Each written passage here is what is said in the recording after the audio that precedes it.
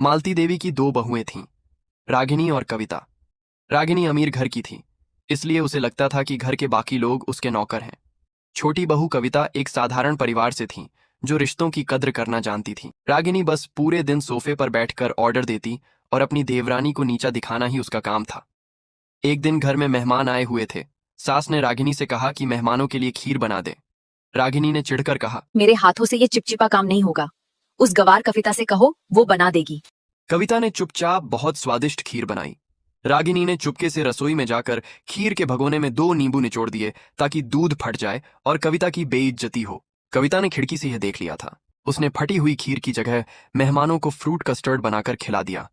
मेहमानों ने कविता की तारीफ की और रागिनी का मुंह बन गया। रागिनी ने कविता को नीचा दिखाने के लिए कई हथकंडे अपनाए। कभी जानबूझकर प्रेस की हुई ड्रेस जला दी तो कभी खाने में मिर्ची झोंक दी। एक दिन अचानक खराब हुए मौसम के चलते कविता छत पे सूखने रखे अचार की बरनी उतारने गई। रागिनी भी दबे पांव सीढ़ियां चढ़कर ऊपर पहुंची। उसने झट से दरवाजा बाहर से बंद कर दिया ताकि कविता तेज बारिश में भीगे और बीमार पड़े।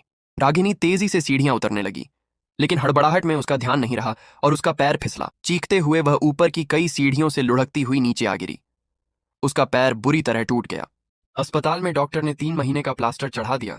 कुछ देर बाद कविता हाथ में सूप और दवाइयां लेकर कमरे में आई।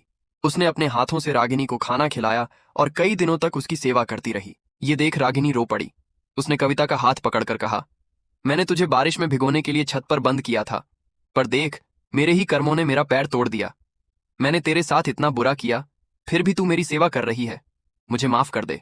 कविता मुस्कुराई और बोली, भाभी, जो दूसरों के लिए गड्ढा खोदता है वह अक्सर खुद उसमें गिरता है। नफरत को नफरत से नहीं, सिर्फ प्यार से जीता जा सकता है।